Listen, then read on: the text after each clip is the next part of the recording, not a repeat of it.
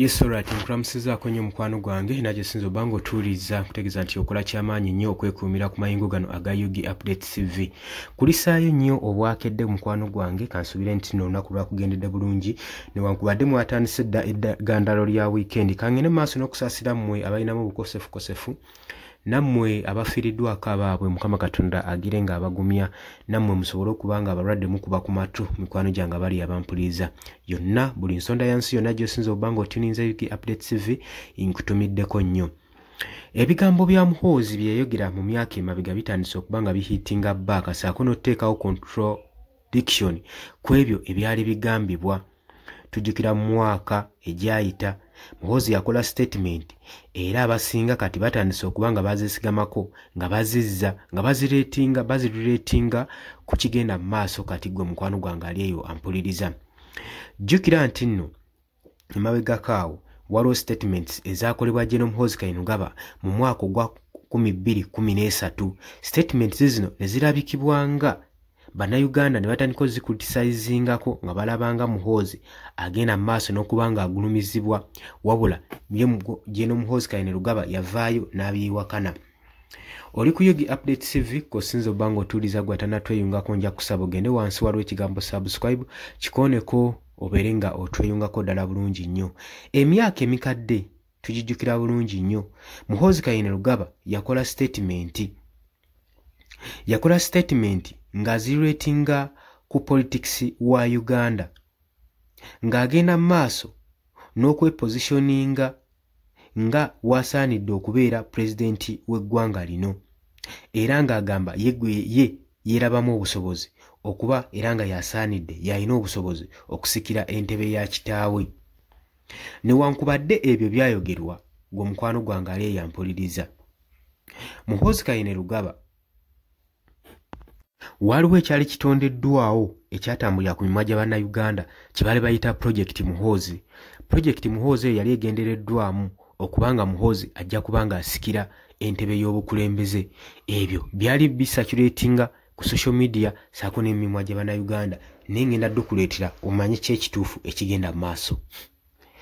Nga June 2013 omwaka gwa 2013 General Muhoozi Kainerugaba 4-star general era CDF ebiseera ebyo yali brigadier era nga bamuyita brigadier Muhoozi Kainerugaba yagenda maaso n'okupublishinga nga adismissinga ng'agaana ebigambibwa oba ebikuwakanyizibwa nti yali agulumizibwa oba ng'ateekebwateekebwa okubanga asikira entebe ya kitaawe eya Mwami Yoweri Kaguta Museveni.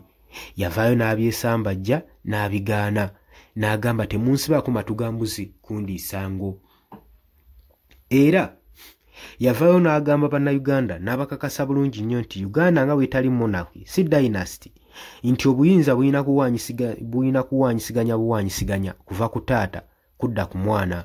Yabagamba Uganda is not a monarchy where leadership is passed on from father to the son. Era n'agamba bino biyitibwa so-called Muhoozi project. Ebyo bigambo bya Bannayuganda ebigambibwa ebiri kuyetingiddwawo Bannayuganda nga bitambulira ku mimwa gyabwe wabula nze ebyo sibimanyi. Wabula mu kaseera kano Muhoozi yalabikibwanga agenda maaso n'okubanga agulumizibwa okubanga ateekebwateekebwa okutwala entebe ya kitaawe okusinziira ku academics ze yatambuliramu ensi ze yasomeramu zonna zaali zikulaga ne promotinga kwe bamupromotingamu okuva ku brigadier okugenda ku command of land force. Oyo bwe yaveeyo wuuyo n'afuuka CDF kwegamba olaba engeri gye baali bamupromotingamu nga balina ekigendererwa ekijja mu maaso. Waliwo strategy eyali egenda mu maaso n'okukolebwa ku Muhoozi Kainerugaba. Mu kiseera kino ekiseera kyalabikibwako nga Muhoozi agenda mu maaso n'okuba nga aloyizingibwa ng'agulumizibwa ng'ofiisa mu Uganda People's Defence Force mu UPDF. Era n'eggwanga lyatandika okulaba kino mu ngeri endalamu wabula byonna nga biri awo ebyokukyusa obukulembeze bujja kutaata obuteeka ku mwana eri Mwami Yoweri Kaguta Museveni byonna byali byakuteebereza buteebereza, tiwaliwo nsonga eyali ekakasa mu biseera ebyo. Nkugamba guno byali mu myaka gwa 2013 gw'omukwano gwange ali eyampuliriza. Abula nnyongera okutegeeza gwe atannatweyungako kirira wansi waliwo ekigambo subscribe kikoneko obeere nga otweyungako. Newankubadde ebyo byonna byapresentingibwa, kati ekiriwo ne kibayita Muhoozi project kizze ku mimwa gya bannayuganda era kifuuse central ku political debit eri bannayuganda. Lwaki? Kubanga ebikolwa bisikayo kiri ekyali emabega. Muhoozi yavaayo ne yeegaana aga abamusiba ku matu ga mbuzi muli isango. Kakati Muhoozi nga 4-star general era nga special presidential advisor on special operations afuuse mwatiikirivu ku bigambo bye, naddala ng'agenda maaso n'okubeera active mu politics wa Uganda. Ng'ayita mu public events ne mu foreign visits, ku social media campaigns, agenze maaso n'okupresentinga n'okweyitanga ye wali national figure eri capable okusucceedinga okusikira Mwami Yoweri Kaguta Museveni ku ntebe y'obukulembeze. Kyokka twalaba mu mwaka gwa 2013 ng'avuddeyo yeegaana ebintu bino ng'agamba nti ebyo boogera nti no project Muhoozi byakuteebereza era byanjwanjwa. Wabula n'agamba obukulembeze bwa Uganda si bwa nsikirano, si bwa dynasty, si bwa Bwakabaka nti no buyina kubanga onavaako oli naddako.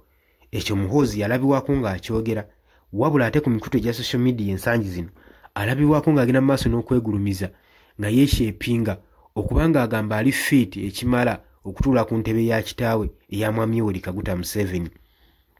Kino nno newankubadde weekiri, abawagizi bakirifalinze abasinga abamuwagira abamukkiririzaamu nga ye naddala ab'ekibiina kya PLU bagamba nti nno bamulabanga president wa next generation, bamulabanga omukulembeze wa generation eddako. Ate abalala abakulitisayizinga emizeezi n'ebikolwa bye n'ebigambo bye byagenda maaso n'okutwitinga mu mikutu egya Twitter, kino bakirabanga omuntu eyeegwanyiza obuyinza obutayita mu demokulasiya, era nga bagamba entebe y'obukulembeze kweno project Muhoozi gye baateekawo yandibaamu ebigiri emabega, wandibaawo olukwe lw'okusikisa General Muhoozi Kainerugaba entebe y'obukulembeze nga tebayise mu nkola ya demokulasiya. Lwaki nkyogera bwe nti? Kubanga tujjukira bulungi nnyo Muhoozi nga amaze okutondawo ekibiina kino ekya PLU ya oluvannyuma lw'okukola mobilization ne zigaana ne balaba nga talina popularity mu bantu, yavaayo n'agamba nti ye okuva na leero tagenda kulabikirako ku ballot paper era ebyokwesimbawo abisudde mu guluka.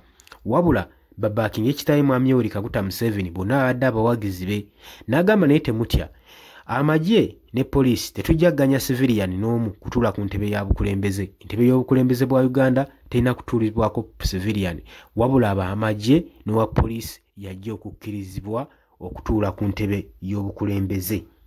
Ebyo ebigambo byali bya General Muhoozi Kainerugaba. Bino nno byateekawo mixed reaction eri abakulembeze naddala abali ku ludda olw'opposition nga bagenda maaso n'okuyita ebitongole ebirwanirira constitution nga bagamba nti kino Muhoozi yali ayogedde kyali kivvoola ssemateeka, kubanga Uganda ssemateeka atulagira ffenna ffenna okubanga twesimbawo ku ntebe y'obukulembeze. So bakirabanga ekintu kwegamba ekyokubayisaamu amaaso okubanga babagamba civilian tajja kutuula ku ntebe y'obukulembeze, kaali kabonero akalaga nti nno amagye gaawamba dda eggwanga era nga gagenda mu maaso n'okutambuza program ne pulaani za Uganda.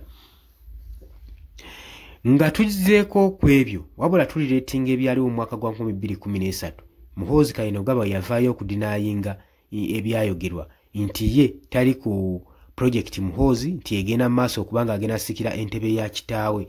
Wabula ebigambo bye byalabikibwako kati bitunuuluddwa nga yali strategic move okutusobola okulaba nga bagulumiza nga bashapinga Muhoozi Kainerugaba asobole okutuuka ku kifo kye bamwagala, asobole okuba nga ayingira ebyobufuzi.